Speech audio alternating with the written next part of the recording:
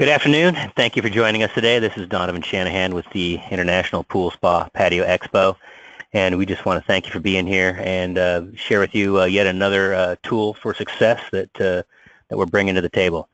If you've not heard about what we've done at Pool Spa Patio Expo, let me share with you what we are doing just this year for you all. We are launching a VIP pool builder and hosted buyer program, enticing top builders to come to the show. We're introducing unopposed expo hours, so conference hours will be independent of expo hours for you all. We have a revamped Pool Spa Patio block party that'll happen on the evening of the second day. We are launching a new exhibitor invite service called Invites. You may have received emails on this already, and those are just the items we did this year. We've been doing some things in the past, and now we are bringing you this webinar that will offer you ideas to aid you in accomplishing your pool spa patio goals at the show. So definitely pay attention. For those that you that have not had the opportunity, I do want to introduce you to Joe Dubry. He joined the Pool Spa Patio team in May, and for many of you, he will be your point of contact here at the show. We do take a team-first approach, so if you need immediate assistance, you can always call any one of us here at the show. Joe does come to us with a wealth of trade show experience, so ask him some things that he has seen in his trade show background that may resonate with you as you prepare to make the most out of the expo. On that note, Joe, it's not just about running a slab of concrete anymore. What else should we be thinking about? Thank you, Donovan. First and foremost, it's a pleasure to be on board the International Pool Spa Patio Expo. I started about 3 months ago from a digital marketing trade show, and I would say in any industry, it goes much deeper than your booth on the floor. You have to start thinking of your booth as a flagpole and not an anchor. It's all about ROR, return on relationship and return on opportunity. Simply put, people buy from people they like. As Donovan mentioned, we have the resources and tools to help you before the opening of the show, during and after the show. We're here to be a consultant rather than just an account manager. We want you to succeed and accomplish those goals you have in mind for our expo.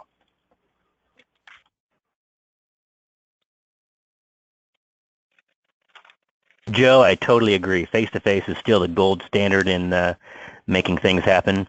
And just like there are 5 fingers on your hand, we need to market our booth and our presence in several ways to be most successful. We want you, our clients, our exhibitors, to receive the maximum benefit from your exhibit with us. So set up a call with us to review your plan anytime. We're here for you. We want to help you take advantage of all the items that we have, including the VIPs and all these programs we've mentioned and we are bringing to the show. And now, without further ado, I want to introduce Jefferson Davis with Competitive Edge. Jefferson is over 30 years in the industry and will certainly have some tremendous insights to share with you during today's webinar. Joe and I will be talking to you a little bit later, and of course, we are here for you throughout the year. Jefferson. All right, thank you. Thanks again to everybody for attending. This is part of Informa's organizational commitment, as Donovan and Joe mentioned, to not just rent you concrete and hope it works out, but to provide you with a roadmap, a blueprint, a game plan on how to make sure that every dollar and every hour you invest supports your company's business objectives and delivers measurable financial value. As part of this, the Exhibitor Success and ROI Center is your free 24/7, 365 knowledge portal. Recording this webinar and we'll upload it to it. We've got a series of downloadable articles and white papers, and there's a lot of content. We'll continually be updating that. So the key idea here is to bookmark it, share it with everybody on your team, and be sure to check back often as, again, we'll be continually uploading this. Okay, so my background is pretty simple. I always tease people and say I don't know much, but I know trade shows. You know, 30 years in it, over 200, like you, spending my own dime, my own hours, you know, over 200 shows. And for me, a trade show was never a place where I just show up, fly the company flag, scan some badges, hand out some tchotchkes, and go home. I was always in a position where I had to make $1, do the work of 10. Therefore, back in 1988, I became a student of the game of exhibiting. I wanted to figure out how do you turn these things around from an expensive appearance to a profitable investment.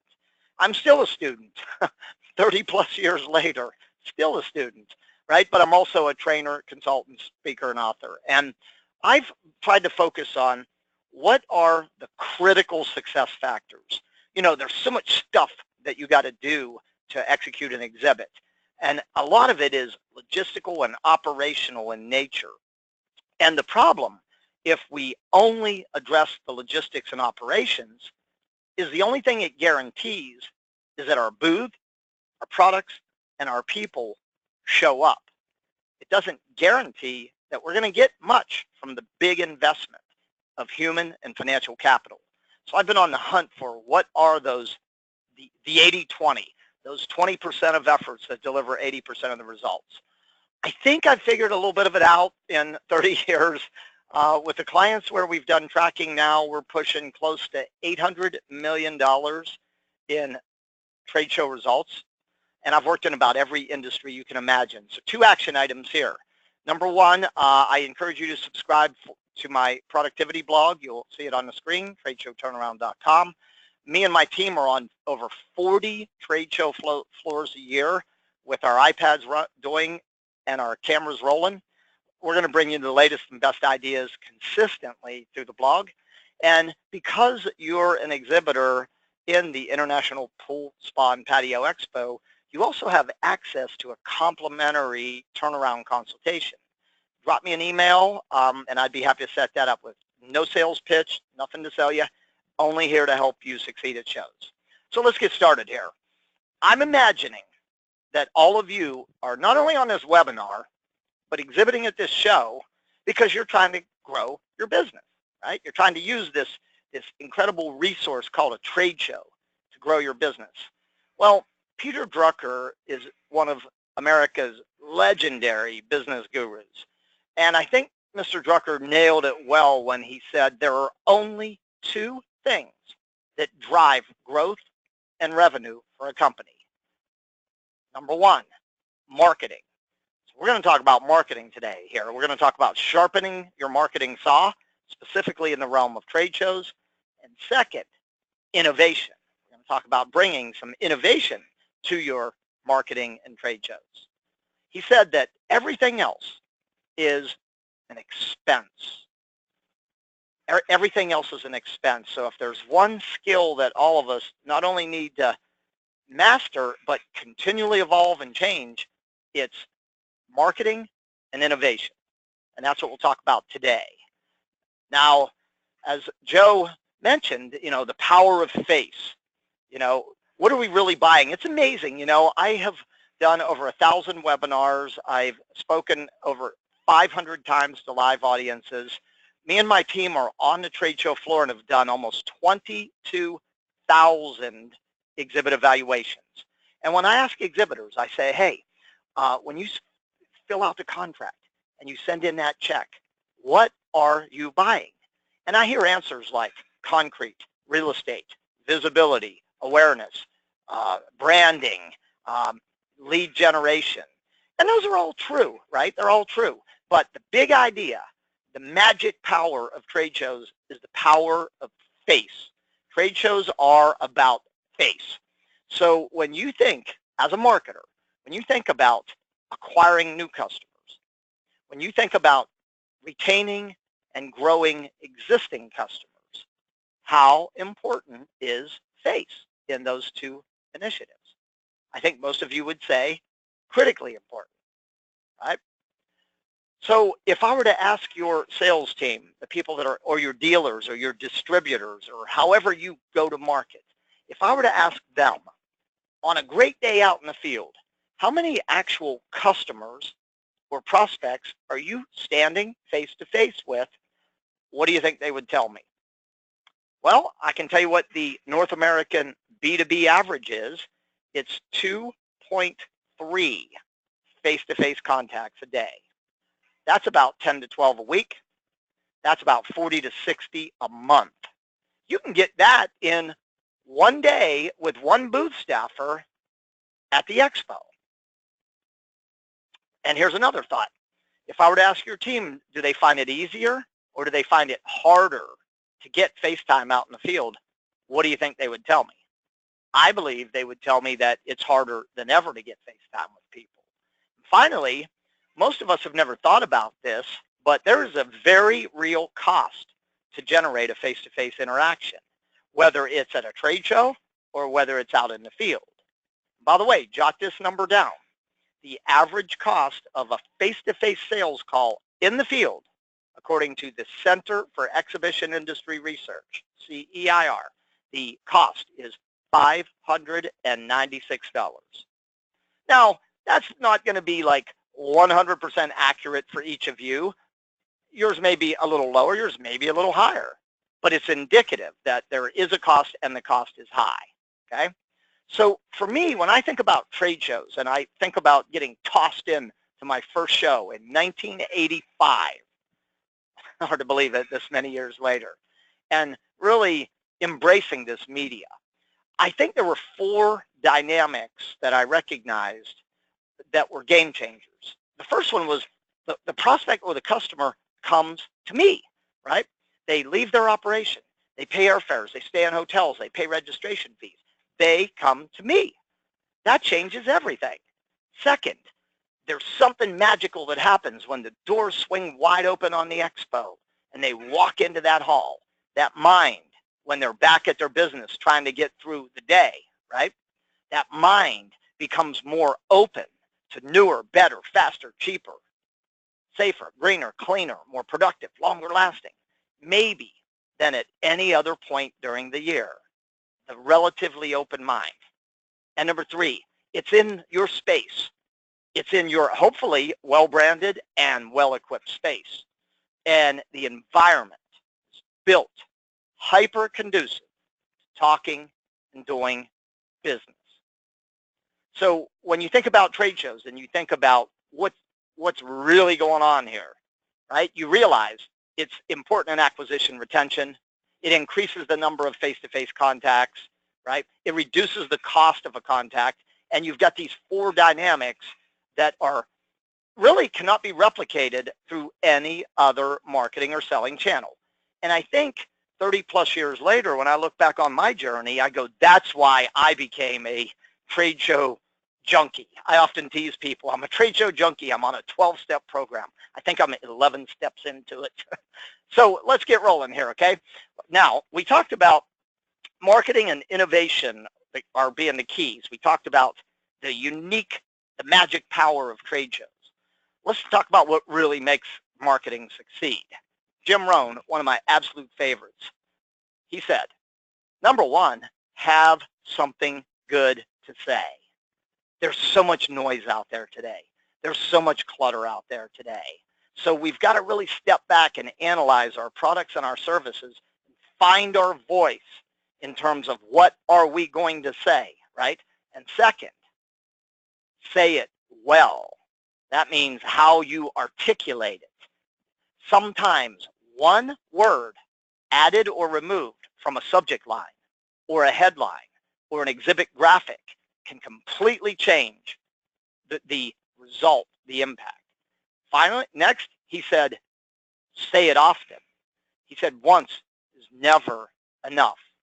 And I'm going to add to Jim's outstanding identification of the keys with say it through multiple media, multiple channels. And boy, are there a lot of channels. So we're going to walk you through today in this webinar kind of we're going to take you through an 8-step process really to help you figure all this out, okay? So that leads me to our first big interaction of the day. How many media? Think about the last show you exhibited in. Think about your upcoming exhibiting at this show. Typically, when you're promoting your exhibit, how many media do you use? Take a look at the screen, take a look in your workbook, put a check mark by each of the media that you are or have used. And with that in mind, I'm going to launch my first poll of the afternoon. I would like to hear from each of you logged in today. How many media do you typically use to promote your participation in a trade show? Everybody, look up, fastest fingers, press the radio dial button that applies. None, 1 to 2, 3 to 4, 5 to 6, 7 plus. I'm looking for 80% plus participation in this poll. So if you're not fully engaged, if you're looking at your cell phone or your emails, I promise you these next 40 minutes are going to be priceless. Take a moment, fastest fingers. I'll give you just another moment. Here we go. In 3, 2, 1. We're over 80% on the poll. Thank you. I want to share the results. I think it's important you see what your colleagues and maybe your competitors are doing. Here we go. So you'll see that the majority is in the middle. We have 45% of us in the 3 to 4, and then it kind of equals right out. 28% in the 0 to 2 and 28% in the 5 to 7. So I think this poll raises a really obvious question that all of us need to ask. How many media should we be using? Well, my thought on that is as many as your time, your skill set, and your budget. Time, skill, and budget will allow. The more, the merrier. You know, one of the questions that I get hit with so much as a trade show consultant trainer is, Jefferson, what is the single best media for pre-marketing my exhibit? And my answer has never changed in 30 years. There is no single best. Magic is in the mix. Different people notice and engage with different media. And I honestly don't know what media any one individual person is going to be engaging with. So how many media am I going to use? As many as my time, skill set, and budget allows. The more, the merrier. So we'll talk more about this interesting dynamic as we move on. Okay, so remember earlier, we talked about, value, return on investment, and we talked about the importance of not getting caught in the logistics trap. Get the space, get the booth, get the graphics, get the products, get the people. Ship and fly them there. Set it up, tear it down, send it home. Do all that on time and on budget, and call that pre-show planning. I don't call that pre-show planning. I call that dealing with logistics. You got to do it, right? I get it. You know it. We know it. You got to do it. But it only guarantees your booth, your people, your products show up. And there used to be a saying that half of success is just showing up, right? Not true at trade shows. Not true, okay? So we need to carve some time out and focus our attention and our effort on 4 critical success factors. Number 1, outcomes. Begin with the end in mind, right? Focus is power. Clarity is power. So I want you to define what success looks like for your company in the area of marketing, in the area of sales, in the area of customer relationship management, marketing, sales, and CRM, relative to your exhibit. Then once you define that, you're going to create goals. You're going to convert those into action plans, written, don't just think it, ink it, right? Action plans. And you want to make sure that you're supporting sales, marketing, and customer relationship management while simultaneously taking advantage of many opportunities that the Expo presents for your company. We've got an article up on the Success and ROI Center called Planning to Win. It gets right down to the heart of the matter. People ask me all the time, they go, Jefferson, where do I start if I'm going to really turn my trade show program around? Again, I'm always going to answer, begin at the beginning. Define your outcomes, plan, execute, measure. If you do this, you will throw yourself into the top 25% of exhibitors in any show. Every exhibitor has reasons. Only 1 out of 4 have defined outcomes backed up with written action plans. That is the first factor. Second, what we're going to deal with today is the process I call selective attraction. So we're going to work through this process to help you identify and attract enough of the right people to your exhibit. So we're going to take a deep dive on that today. Next, manage the visitor experience. So we got to look at your exhibit, and we got to look at your product or service presentation, and we got to look at your staff. Those three things, and we got to make sure that they're synchronized to deliver a quality visitor experience that secures a commitment to a clear next action. This is where the program breaks down for a lot of people, okay? Manage the visitor experience. Finally, lead management and measurement. So all those commitments to next actions that we generate in the booth, got to follow through on those and convert them to action, ideally purchasing. And then we got to keep score. We got to measure. How did we do, right? Measure back to our goals. Have some performance analytics. Have some financial performance analytics. And here's the promise. Here's the promise and the warning. The promise is you do these four things well, you will win not only at the International Pool, Spa, and Patio Expo, honestly, you'll win at every show you do. Warning, neglect any one or any combination of these four areas, and your success will be jeopardized. These are the critical factors. This is the strategic side of exhibiting, beyond logistics. Okay? All right. So as we talk about this idea of selective attraction and the importance of pre-marketing our exhibit, one of the big reasons we have to have this conversation is because how attendee behaviors have changed. I want to share some of these changes that are happening, and a lot of exhibitors, A, are not aware of them, or B, have not adapted to them. Number one, they tend to be registering closer to showtime. Number two, they're spending fewer number of total days at a show. Now, that doesn't mean that they don't value shows. In fact, based on job functions and titles on who's attending, and based on post-show survey results, we're finding that they value shows as much, if not more than ever.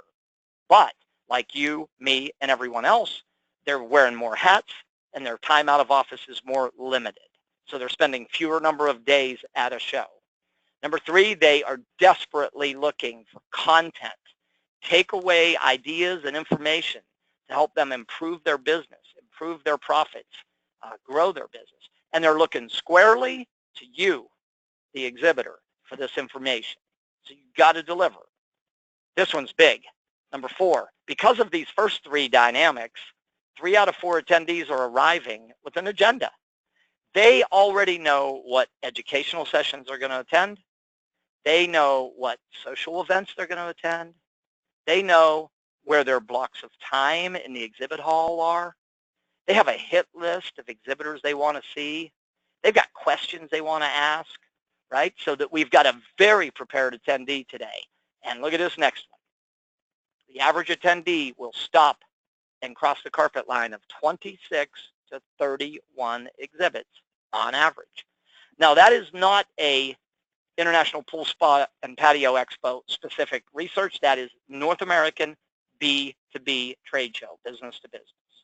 It may be a little higher at this show, right? It may be a little lower, right? But that's the average, and the average kind of sets the frame here.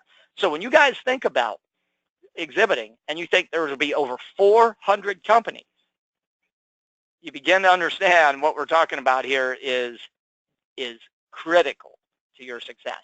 Look at this next one. Half of their exhibit stops are pre-planned. I want you to think about these things we've talked about here, because this will blow your mind. Less than 20% of exhibitors will do what we're talking about in this webinar. 80% of exhibitors will do what I call exhibit by hope. They'll rent space, they'll show up, and they'll hope. I learned years ago, one of my great mentors said, Jefferson, if you want to succeed, find out what those who fail are doing and don't do that. I thought that was really good advice. As I started to look around and see that 8 out of 10 exhibitors rent space, show up, and hope, how to succeed at trade shows became obvious and self-evident. Do what we're talking about in this webinar today, right? So what is the process? I've been refining and fine-tuning this as a consultant trainer professional now since 1991, working with exhibitors directly, and I've got it really boiled down into 8 visible steps. I want to walk you through the steps, give you some quick exercises to get you started, and then get you off this webinar and on your way in developing your plan. So here we go. Number 1, begin with the end in mind. Why are you exhibiting? I want you in your workbook right now, you'll see these reasons, and you'll see other. You can write whatever you want. I want you to identify your top 3 reasons. Then, when you have these top 3, I want you to put them in order of priority. If I could only do one thing, what would it be? If I could do a second, what would that be? What would a third? Then, I want you to get off the webinar when we're done, download the Plan to Win, get your team together over the next 7 to 10 days, and develop a written action plan for your top 3 goals. Now, if I were to stop now, right, and not give you another piece of information, this would be a game changer. Okay? So that's your first kind of assignment. Right? Jot that down. Download the article, get your team together for an hour and a half, take your reasons, convert them to goals, develop a written action plan. Okay, number 2. Let's start getting into, let's answer the who are the right people question for you. Okay, so when you think about creating an ideal visitor profile, the first place to look is the attendee demographics. And you'll see on the screen that Informa breaks them down by the market segment: retailers, builder, installer, subcontractor, service, maintenance, distributor, landscape architecture, architect or designer. So which of those segments are most important to you? Then think about within the business, the job title or the function. Who uses, who influences, who specifies, who recommends, who makes buying decisions for what you sell by job, function, or title. And then think about geography. You'll see the geographic breakdown as to where the attendees typically come from based on the location. So now you're getting a sense. Maybe size plays a role, and that might be in annual revenue, number of employees, the number of installs or upgrades or services they provide per year, however you define size, and other, whatever else you might use to define who your ideal visitor looks like, because that's the question we're answering right now. Who are the right people? Okay, next, I want to share with you an insider strategy that every client I use it with, it makes a super fast difference in their show results. We call it the CPS triangle. Number 1, customers. Never go into a key trade show like this without reaching out and touching your customers, whether you think they're coming or not. The competition is knocking at the door very loudly before a key trade show. Do not lose by default. So, relationship management, probing for additional opportunity, keeping your ears to the ground for change, advocacy. Okay, next, prospects. I have this in green because this is where the quick cash flow is. You're already, they're in the sales funnel, the pipeline. You have one goal, move them to the next step. And the third group is your profile matches, what we just talked about. You have one goal, open a door, put a face with a face, get a meeting of the minds, get a next step. So how do you use this idea? Here's what I would do right now. When I get off this webinar, I would go to my sales manager and I would go, I want every one of my sales team, business development people, to build and submit a list with X number of customers, prospects, and target accounts. I would want them to set an outcome in terms of what do they want to accomplish by meeting with customer prospects. I would ask them to reach out 3 times, personal, one-to-one contact between now and showtime. I would ask for them to try to get either a confirmed appointment or a verbal commitment to meet during the show. And if you want to jumpstart this program and get high engagement, put a contest in play for the rep or dealer or distributor that gets the highest percentage of their CPS list to the show and to our booth. Dangle a carrot. Okay? You will have an excited booth staff with a lot of high value interactions preset, either in an appointment or a commitment to meet at some time during the show. Okay, I know I'm throwing a lot at you quickly here, so remember, at any time when a moment, a question kind of comes into your mind, go to your queue, type it, press send, and I'll be stopping in a moment to look at the queue.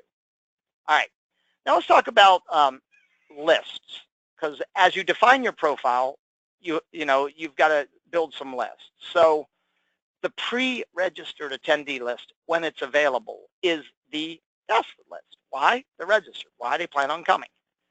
Previous or post-show attendee lists, the average attendee only goes to 2 shows a year, and they're pretty loyal about which 2 they go to. So last year's or the post-show lists are really good sources. Number 3, your house list, running the customer prospect suspect model we talked about. Number 4, you've been in other shows or this show last year, previous booth visitor lists. Number 5, anybody who's inquired into your company product service over the last 6 to 9 months. Number 6, you work through dealers, distributors, rep groups. Those are great lists. Number 7, trade publication leadership lists. That would be a great survey to do, by the way, in your booth, is to ask every visitor, hey, what do you define as your must-read trade pub? And if you find that 89 out of 100 people tell you that it's this publication, I'm telling you that's a good list source. You could drill it down by geography, location near the show, and possibly rent it and mail to it. Okay, so with this show, what's available to you is the ability to do a targeted attendee email blast to your target audience. That's why it's so important that you go back and define that audience clearly. Okay, step number 2, let's keep cranking. We got a lot to cover here. Grab your pen, grab a calculator right now. You're going to run a formula that is possibly the most important formula you will ever learn in exhibiting.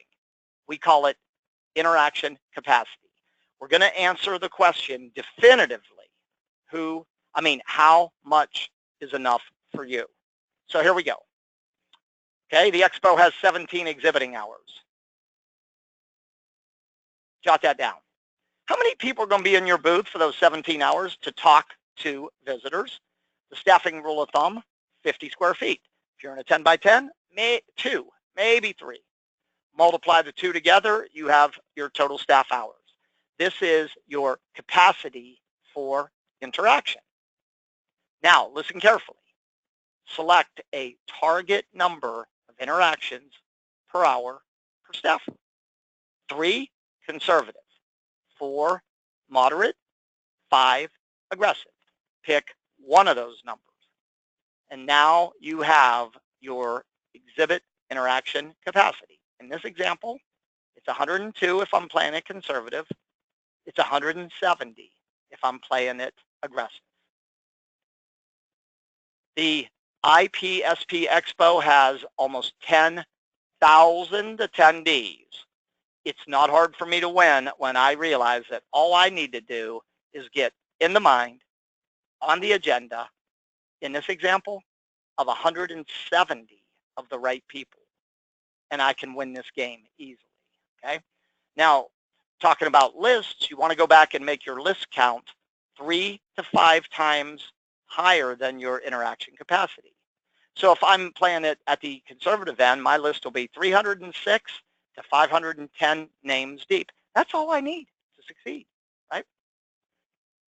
So you may have questions on this formula. You can also project your lead goal from this. You can project your proposal or quote goal from this formula. You can ultimately project your sales and your revenue target from taking this formula 3 levels deeper. Step 3, how much is enough? Okay, fast poll here. What percent of your exhibit budget do you typically allocate to promoting your participation? What percent? Fastest fingers, look up, press the radio dial button that applies. I'll give you just a moment.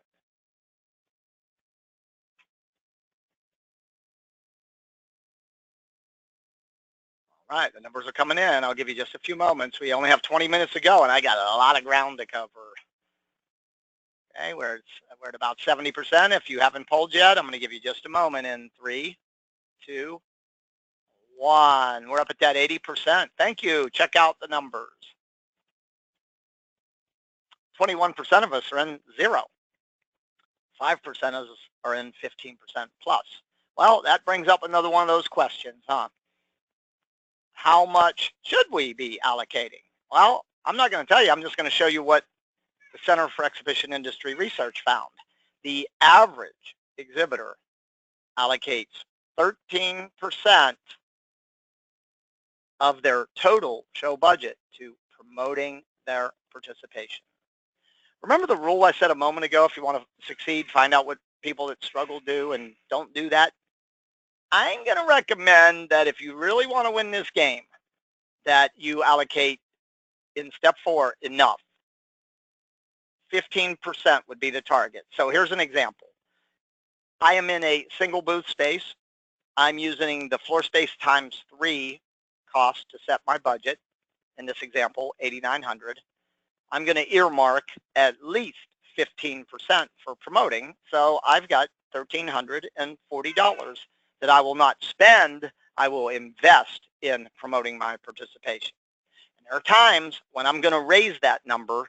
Big show, small booth, not too crazy about where I'm located. Dead ringer match of the audience. This is my tribe. This is my audience. This show, the timing of this show, the importance. I can go 20, 25% if I need to. Make sure you have enough. Now, I hear some of you saying, hey, Jefferson, I hear you, man, but it's not me, it's my boss. Well, go back and show your boss the slide here, and go back and show your boss the changing attendee behaviors. Because I can guarantee that if you do get enough of the right people to your booth, all these areas end up as an investment that will deliver value. I can give a warning. If you don't get enough of the right people to your booth, all these areas can end up as an expense. It's the difference between an expense or an investment. I'm playing the game as an investment. I imagine you are too. Okay, so let's keep rolling. We got 3 more steps to do and a lot of ground to cover. Now we got to get into finding your voice, crafting messages that cut through the noise. And you want to use the attention, interest, desire, action, which is a proven marketing formula. So how do you grab attention when it comes to a trade show? New is a magnet. If you have something new, promote it. It's the #1 reason attendees hit the exhibit hall. It's the #1 thing they want to see in the hall. New is a magnet. Number 2, problematic. Your ability to understand the pain points and the problems that your customers are facing, that your services solve, and dangle the problems. Number 3, learn.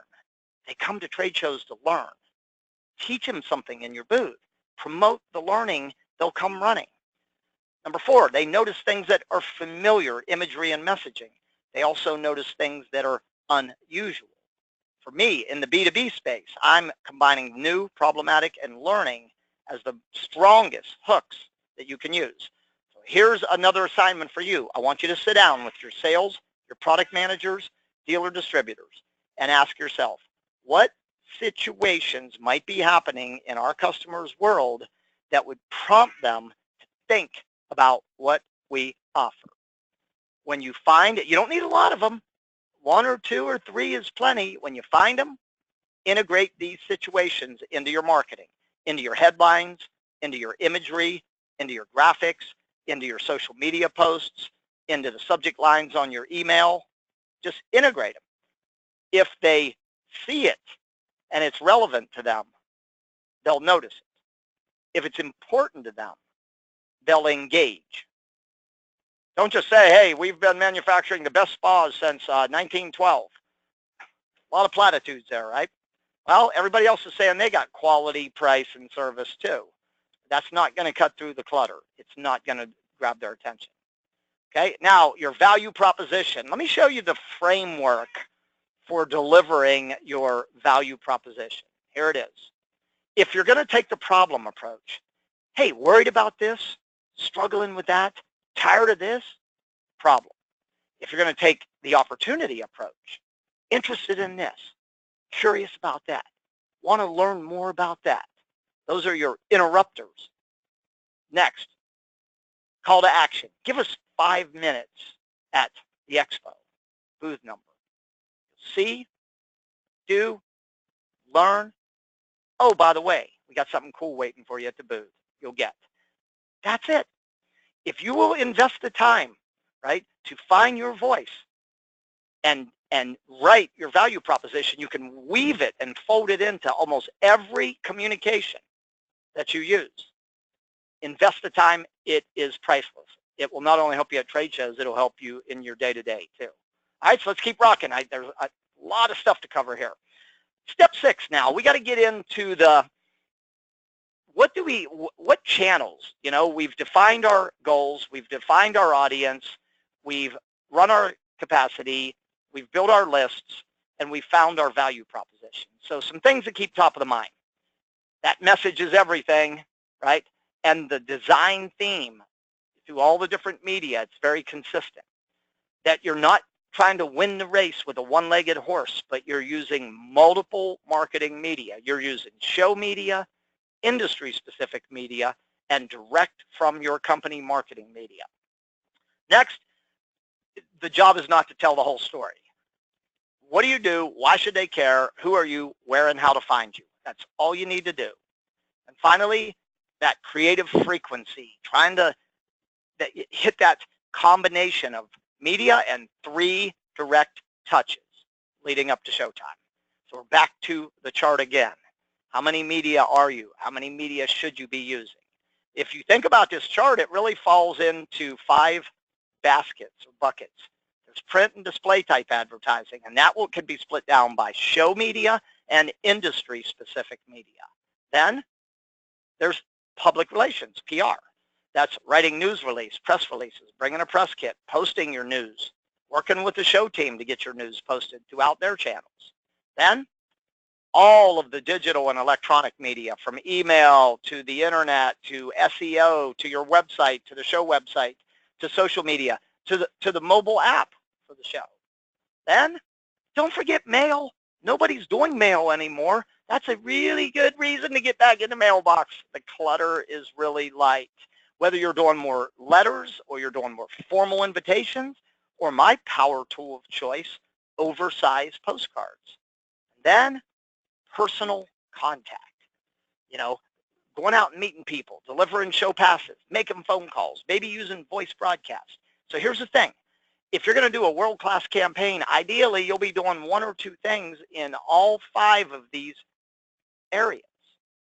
Now here are a few things I want you to think about. Low cost, high impact.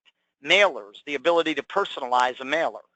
Setting up a landing page or a microsite that has a needs assessment and the ability to set appointments.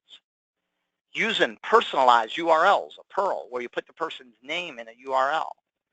Doing short YouTube video, teaser videos, and embedding the links into emails and social media. Voice messaging, not robocalling, voice messaging. Of course, social media, right? And content blogs, right? Figuring out who the subject matter experts, maybe you're the subject matter expert. Maybe you blog, right? Leveraging and promoting through blogs. And these are all super low cost, high impact media. Okay, so what I want to do next is I'm going to bring the team back on, Donovan and Joe. Again, we're not here to sell you guys anything, but we do think it's important that you at least have a sense of some of the free stuff that's available. So take it away, guys. Hey, this is Donovan, and you guys thought you got rid of me. Well, I'm back. I do want to highlight some of the benefits that you have access to just by being an exhibitor. These are complimentary programs that are included, and they're part of your pool spa patio marketing toolkit. The newest thing, as I mentioned at the beginning of the webinar, is Invites. It is a system where you can build that microsite that Jefferson had just mentioned and drive traffic to it. On this microsite, you will have the ability to invite your prospects and your customers to come to the show for free. So you give a free pass to somebody.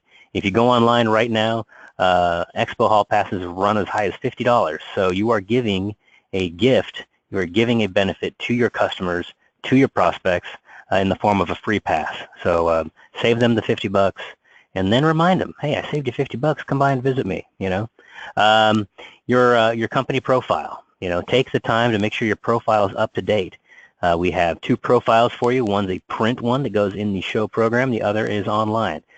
Your booth is a link to your profile. So as attendees are cruising the website and they click on your booth, it's going to open up your profile. So take a minute and make sure your profile is up to date and accurate so that people are getting the latest and greatest messages from you guys. Social media. Again, use the free pass in your social media, in your email signatures, leverage the show's social media, leverage Joe and I. We are very active. We want to promote you guys and send us some content. We will make a post for you. Get it out there. So again, these are all the free items that we have to offer. And I think we're going to let Joe tell you about some of the next options here. Hi, thank you, Donovan. We highlighted a few of these since time allowed. I wanted you guys to take advantage, as Donovan mentioned, about updating your profile. Feel free to go ahead and upgrade it. An upgraded profile is 3 times more likely to be viewed than just a standard-based profile. So you'll be able to increase your exposure and feature your company's brand year-round with an upgraded profile. As this particular sponsorship, your company logo will include the online listing, 5 press releases, 5 product reviews, a profile video, content that you'll be able to send to our team, up to 3 minutes in length, an online floor plan logo. We also look at the cherry picking in terms of whatever you're looking to accomplish, whether it be branding, lead gen, or targeting prospects. This targeted attendee e-blast will really just nail on registered attendees before, during, and after the show. You'll be able to provide your HTML or choose one of our pre-designed templates. So this will definitely be able to help you achieve that on a digital perspective. And of course, custom performance metrics are provided post-show. If you're wanting to feature a product, this is something that's very important, or a product highlights. This used to be our backyard mix. You'll be able to reach out to these expo attendees and remind them how incredible your products are. So you'll be able to have statistics that show that, multiple touch points where it will increase sales, and our shared, product e-blast, you're guaranteed to reach out not only this year's show attendees, but all expo participants for the past 4 years. And that'll include, of course, the logo, product photo, image, artwork, a description, a URL link back to your website. And then, of course, the product showcase. If you do have a product that you're wanting to showcase, or a product, whether it's new or existing, this is an opportunity to really maximize your brand recognition as far as an on-site sponsorship and visibility with this opportunity to place your product in our featured area, product showcase area. And then, of course, we highlighted the VIP program. Start looking at some of the programs that we're rolling out new, that we're looking to help you get more skin in the game with director and above titles.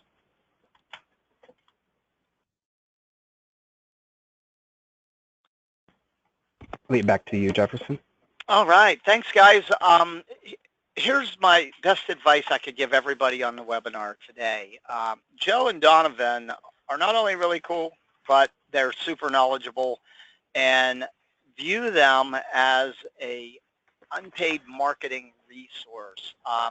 My recommendation would be that you sit down and define your goals, define your target, run your interaction capacity, find your voice, define your lists, find your message, think about what media you typically use, and then, send them an email and set up a time to get together for 10 or 15 minutes. Let them review what you're doing and provide some kind of out-of-the-box feedback.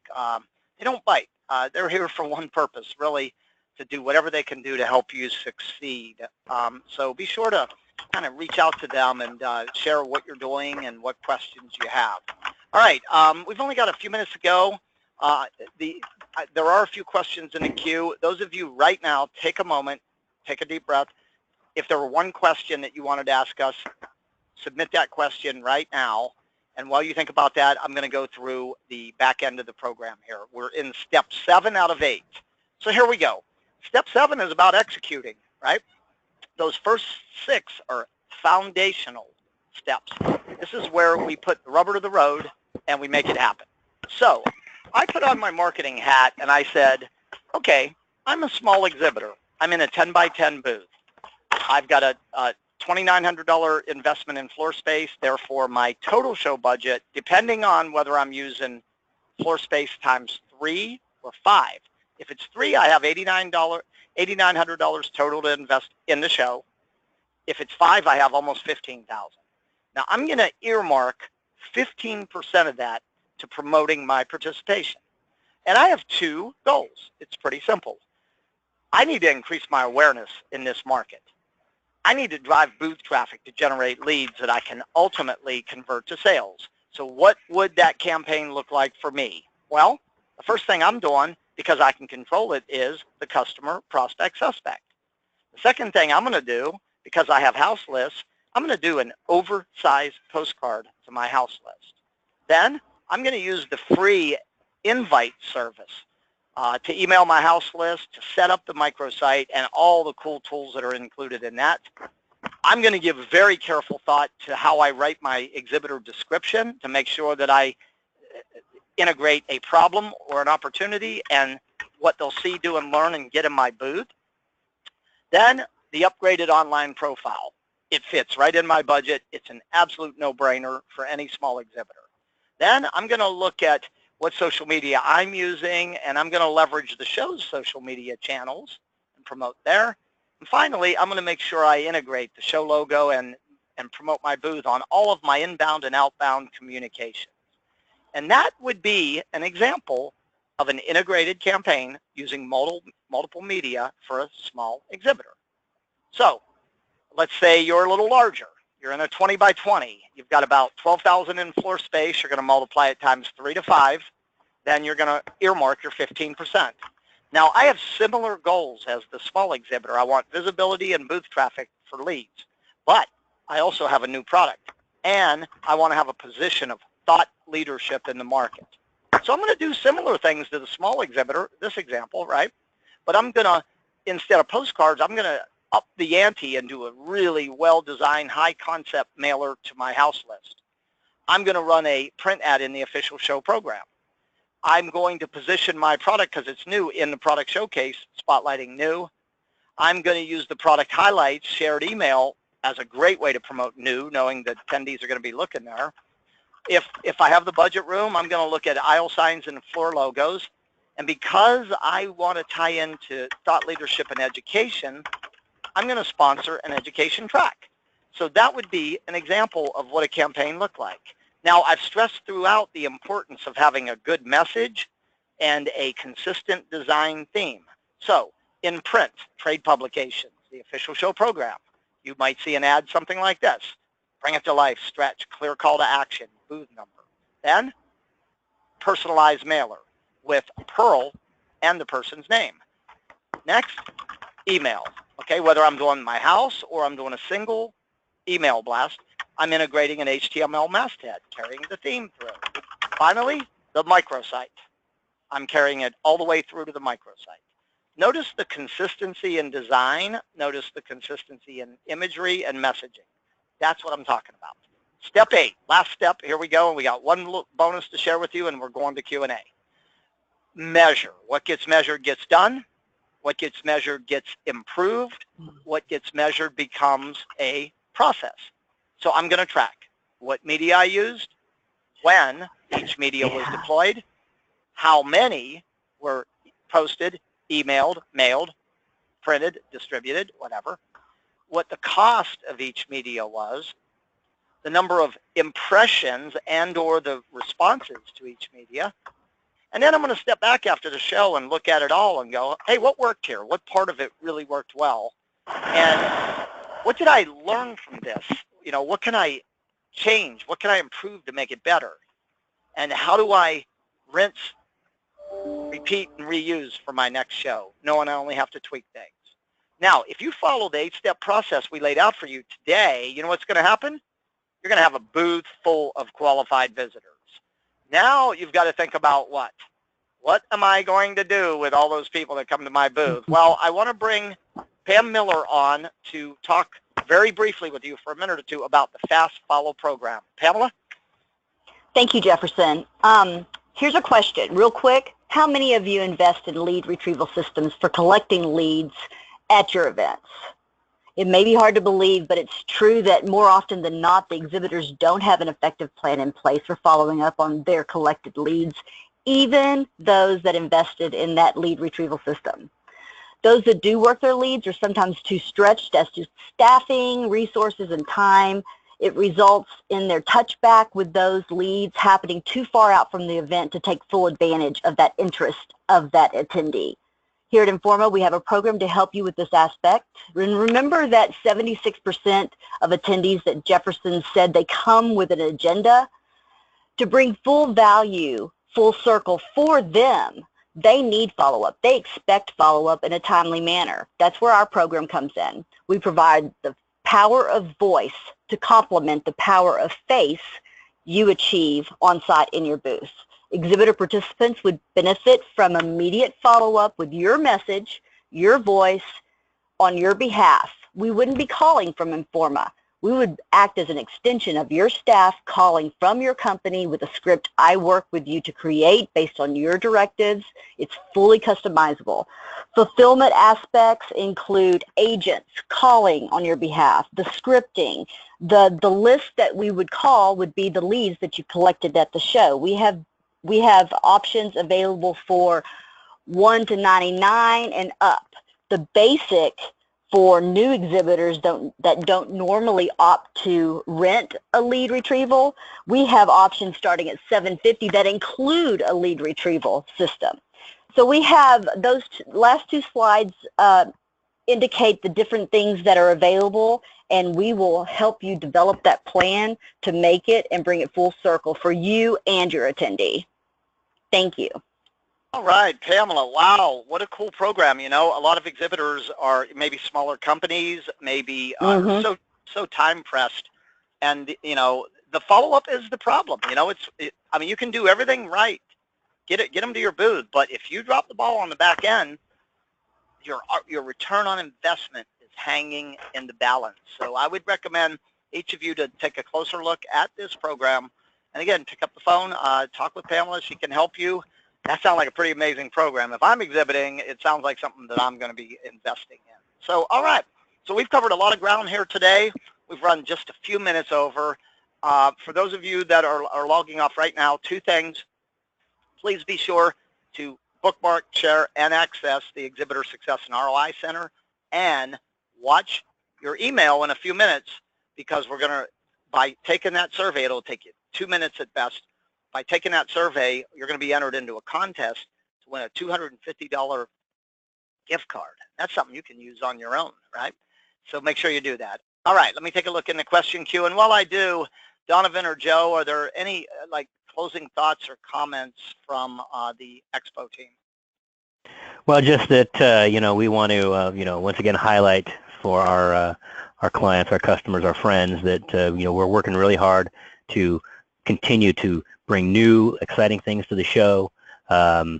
We can be very creative. Last year, if some of you remember, we did a Family Feud game on the show floor, and that was something that we collaborated with Evisys last year to create. So you want to do something that's memorable, give us a call. We're very creative, and we have a lot of access to a lot of minds here to build something unique for you. So whether it be by the book or something off the track, we're here for you. All right, a few quick questions, Joe, that I think are in you guys' wheelhouse. First question is, where will the Expo be held next year? For 2018, we'll be at the Mandalay Bay Convention Center in Las Vegas. Mandalay Bay. Okay, thank you. Yep. Next question, where is the exhibitor digital listing found or executed? We got the listing will be, obviously, as mentioned, there'll be an online listing from the interactive floor plan, and then there'll be the printed listing in the show program on site at the event. Okay, next question, does an exhibitor have to obtain the attendee list in order to take advantage of the invite program? No, the invite program is basically how you can reach your current customers. As Jefferson pointed out, that's a very important component for you to invite your current customers to the show, and also your prospects. So you will load that. That is your list to invite people with. If you did want to leverage the show's list, you could possibly buy an e-blast from us or one of our paid systems that reaches out to the audience and include in that email a free pass link to your free pass to them. Okay, we got two more questions. I think they might be in my wheelhouse. The first one is, are we getting a copy of the presentation? What you received is the workbook. We will be uploading this entire recorded presentation to the Exhibitor Success and ROI Center within a day or two. So you'll be able to replay, view it there as many times as you want, and you don't have to view the whole thing. You can just scroll through and drag it to the parts you want to hear again. The next question, the last one I'm seeing is, how far in advance of the show should I start my promotions? You know, the media is going to drive that. So if you're using print media like trade publications, you know, you're going to want to be 3 months ahead and do like a 3-2-1 approach. So for most of that type of media, but for your one-to-one media, things like email, social media, direct mail, telephone, you're going to want to start that in about the 45-day window and try to land those 3 touches. Maybe the first touch is 40 days. The second touch is 20 days. The third touch is 10 days. And kind of space those touches out and use different media. So that is all I'm seeing. So on behalf of the entire team at Informa, who's here for one reason, to help you succeed, and everyone at my company, Competitive Edge, we want to thank you for being an exhibitor. We want to thank you for viewing this webinar. Final thought, it's not what you heard here today that's going to make the difference. It's going to be what you do. Take action. Use the ideas you learned. And if you will, I can close this webinar, not by wishing you a booth full of qualified visitors. I virtually guarantee it'll happen as long as you do your part. So thanks for logging in, everybody. This concludes our Driving Qualified Booth Traffic webinar. We will see you again very soon.